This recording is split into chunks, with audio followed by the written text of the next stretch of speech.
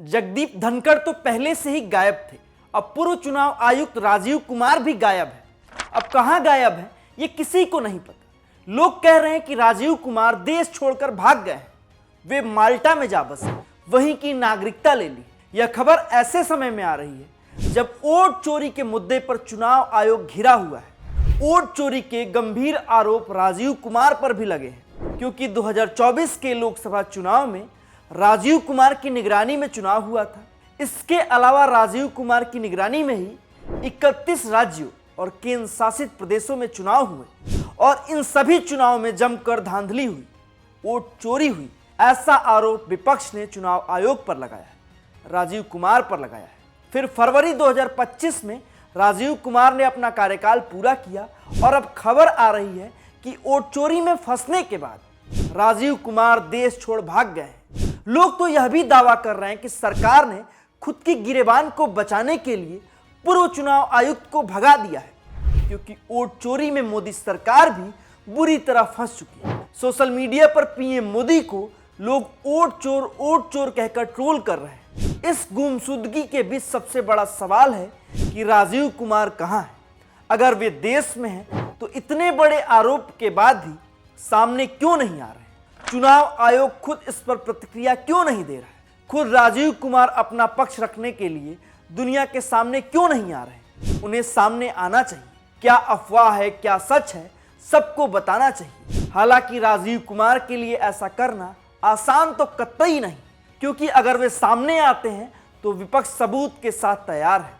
विपक्ष के सवालों का जवाब देना होगा, वोट चोरी पर सफाई देनी होगी, राहुल गांधी के दिखाए सबूतों पर बोलना होगा। बताना पड़ेगा कि एक कमरे में 80-80 वोटर कैसे आ गए। एक वोटर 3-3 राज्यों में वोट कैसे कर रहा था? फर्स्ट टाइम वोटर के नाम पर चुनाव आयोग खेल कैसे कर रहा था? इन सभी सवालों के जवाब में अगर राजीव कुमार ने कुछ गलत बोल दिया तो बीजेपी तैयार है, सरकार तैयार है। मतलब राजीव कुमार के लिए एक तरफ कुआं है तो दूसरी तरफ खाई है। ऐसे में उन्होंने खुद को गायब कराना ही उचित समझा। हालांकि राजीव कुमार के लापता होने के बाद मोदी सरकार पर भी सवाल उठ रहे हैं। यही वजह है कि गोदी मीडिया के जरिए सरकार सूत्रों के हवाले से खबर चलवा रही कि राजीव कुमार देश छोड़कर नहीं भागे, वे देश में ही।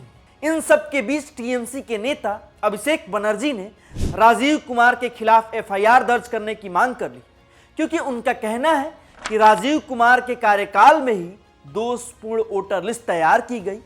राजीव कुमार से पहले धनखड़ साहब भी गायब है। 21 जुलाई 2025 को उपराष्ट्रपति पद से इस्तीफा देने के बाद उनका कोई अता पता नहीं। धनखड़ भी जिस रहस्यमय ढंग से गायब हुए हैं, उनकी गुमशुदगी ने कई सवालों को जन्म दिया है, क्योंकि जब से वे गायब हुए हैं उनकी कोई खबर बाहर नहीं आई है। न वे कहीं सोशल मीडिया प्लेटफॉर्म पर एक्टिव दिखे हैं, न ही किसी नेता से उन्होंने संपर्क किया है। धनखड़ की गुमशुदगी के बीच अब तो लोग कहने लगे हैं कि उन्हें जानबूझकर गायब कराया गया है, सरकार ने उन्हें जानबूझकर ठिकाने लगाया है। खैर, इन दो गुमशुदा लोगों की तलाश जारी है।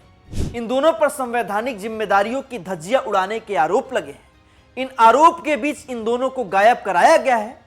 अब इन्हें गायब कराने में किसका हाथ है यह भगवान जाने। फिलहाल देश जानना चाहता है कि ये दोनों कहां गायब है। आपको इन दोनों गुमशुदा सज्जनों की कोई जानकारी हो तो हमें सूचित करें, क्योंकि धनखड़ साहब तो देश में हैं या विदेश के हैं, इस बारे में भी कोई जानकारी नहीं आ रही। भले ही राजीव कुमार को लेकर जानकारी ये आ रही है कि देश छोड़ वे भाग गए हैं, माल्टा की नागरिकता ले ली, क्योंकि अगर वो देश में रहेंगे तो बेनकाब जिस तरह से हो रहा है चुनाव आयोग, जिस तरह से सवाल उठता है, जिस तरह से सबूत सामने आ रहे हैं, राजीव कुमार का फंसना तय है।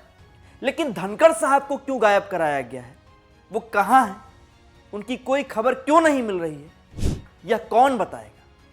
क्योंकि यह सवाल कई तरह की शंका पैदा कर रही है। लोग के मन में संदेह उठ रहा है, लोग चिंतित हैं, लेकिन इन लोगों को कोई जवाब नहीं मिल रहा है कि ये लोग कहां अचानक लापता हो गए।